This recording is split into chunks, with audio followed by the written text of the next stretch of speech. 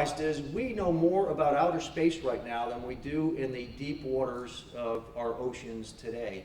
And what is the interaction between hydrocarbon, microbes, and the ecosystem? What is the interaction between using dispersants in these very delicate ecosystems as well? And so as the Federal On-Scene Coordinator, you're making 24-hour real-time decisions in the absence of informed science as you look at these very narrow windows with which you have to operate. So today I'm going to talk a little bit about what we're doing in the Coast Guard to protect the sea. And trust me, there are plenty of others that are using the sea for ill-gotten gains. Last night we interdicted nearly a ton of cocaine. In fact, right now, we have lost over 450,000 Americans since 9/11 due to violent crime related to drugs or drug overdoses in the United States. So protecting the nation from threats by sea is consuming a big chunk of what I do in the Coast Guard. And as we look at the development of energy, including offshore energy, that's put a huge demand on the Coast Guard as well. In anticipation of the announcement that came out yesterday, and there's more to follow on that, I'm already repurposing ships and helicopters to deal with a potential contingency on the North Slope as Shell goes forward. And it's not just Shell, there's a whole litany of others that are lining up to exploit the riches in the Arctic.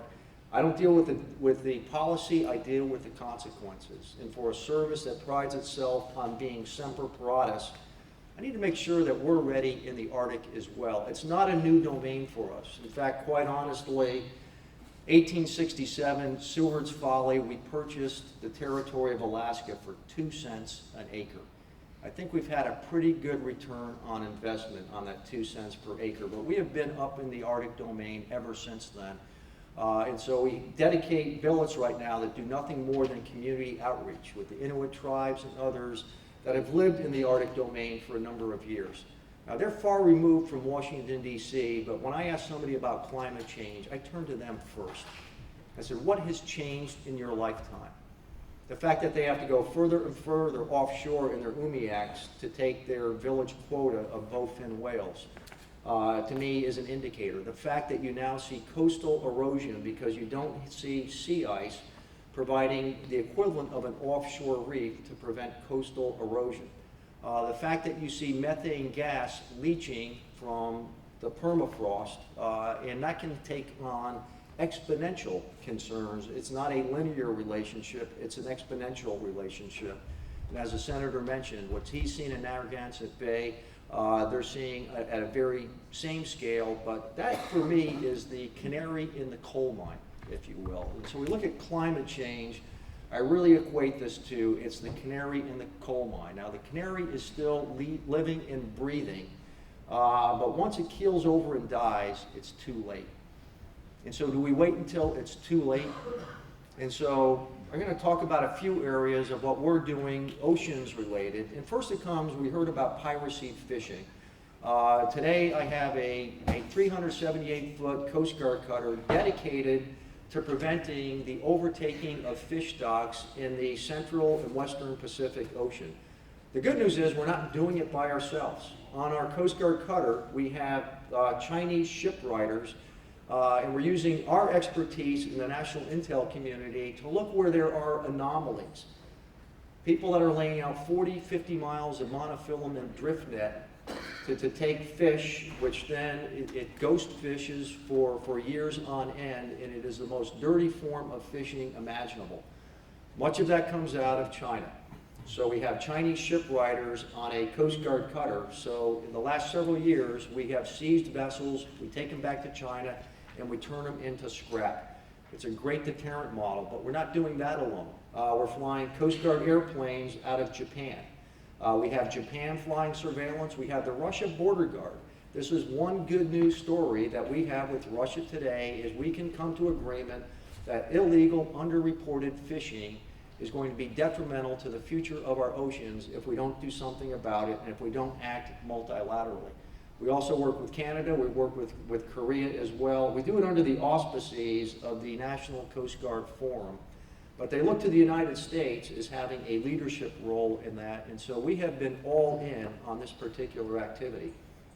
I work very closely with the Chief of Naval Operations, John Greener, and very often we will have a Navy ship with a Coast Guard law enforcement team enforcing the remote economic exclusive zones within the Pacific Island nations. Those economies are very dependent on the riches within their economic exclusive zones, and they need to be managed. But they're being plundered. And when they're plundered, those now become islands of instability as their economic wherewithal is eroded by incursions in those remote areas. So yes, we have big Navy warships with Coast Guard law enforcement teams out there doing fisheries enforcement in these remote parts of the world. Because the Pacific Commander, Admiral Sam Locklear, he understands the fragility of these nations' economies. When those economies fail, what oftentimes fills that void are nefarious actors that are a greater threat to the United States. So we're in with the Navy in that regard as well. And then we have one of our buoy tenders out of Hawaii has got shipwriters from the Federated States of Micronesia helping them enforce their remote economic exclusive zones as well. So we don't do it alone. We do it with a network as we go after some of these nefarious actors that underreport or outright plunder or use illegal fishing means to take fish and plunder our oceans. I'll focus a little bit about what's going on in the Arctic today.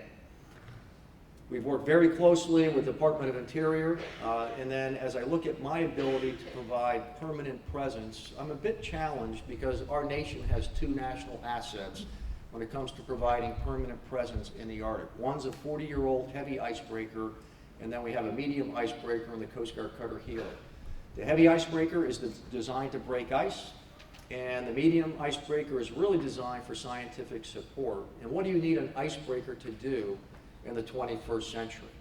Well, the first thing you need to do is make sure that you are in full compliance with MARPOL, with the Polar Code, and so if you're operating in the Arctic, you leave no footprint whatsoever.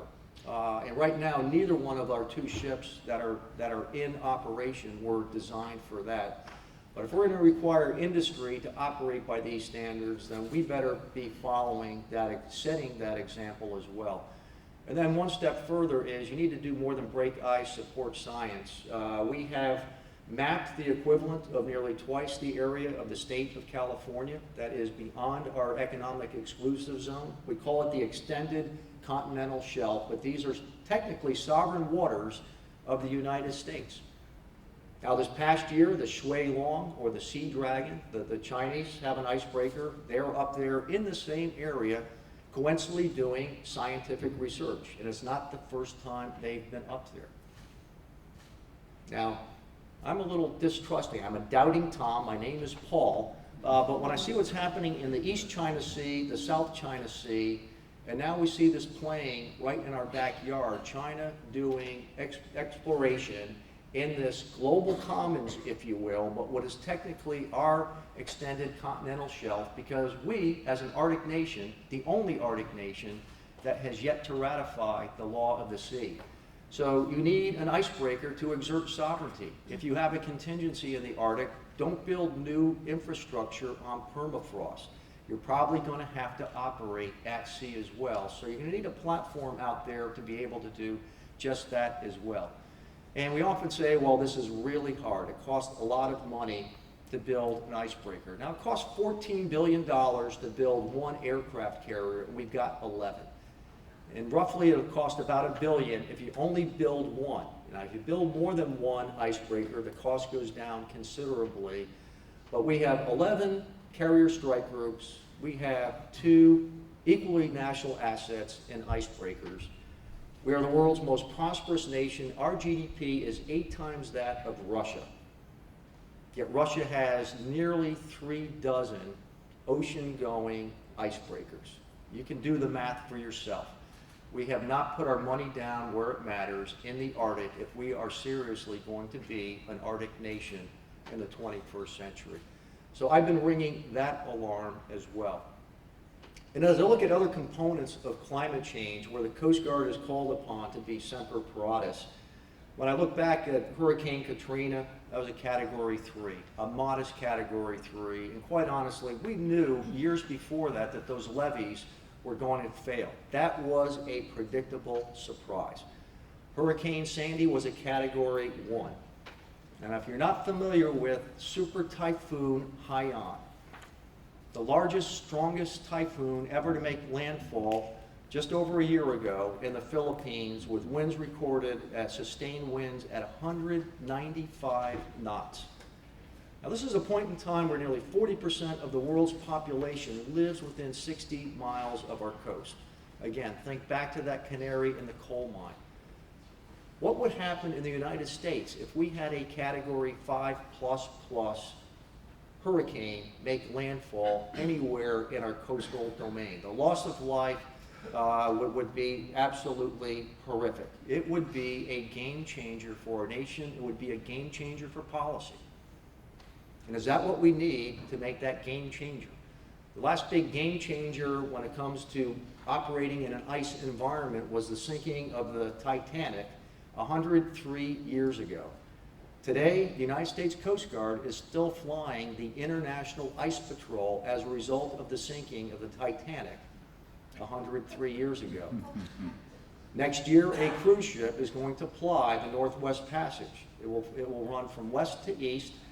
It will be operating in a domain where about 5% of those waters are charted to 21st century standards. And so what if they discover a pinnacle? And you might ask, what's the likelihood of that? There's a pinnacle up in the Arctic called the Healy Seamount, because the Coast Guard cutter Healy, they discovered it, fortunately with their side scan sonar and not with their hull. But if a cruise ship discovers a pinnacle and it hits it, it's going to sink. And the loss of life will be much greater than those 56 mariners on that Soviet trawler that sank, hauling back 80 tons of fish. And so that would be the black swan event, if you will, for the Arctic, saying, well, why weren't we ready for a contingency such as that in the Arctic? And then I look at history, I look at numbers, and go back to 2012, it was the record low extent of sea ice in the Arctic. And right now we're seeing that trend starting to repeat itself as we look at the sea ice extent this past winter up in the Arctic as well. And as that sea ice recedes, the fishing fleets move further north. We have declared the Arctic off limits to fishing, but I too am keenly interested in what is happening at the lowest end of the food chain as that promotes biodiversity in the Arctic domain, because are we ready as a Coast Guard to enforce fishery regulations right now where we have a decree closed to fishing, but quite honestly, I don't have the wherewithal to police an area that wide and that remote as well.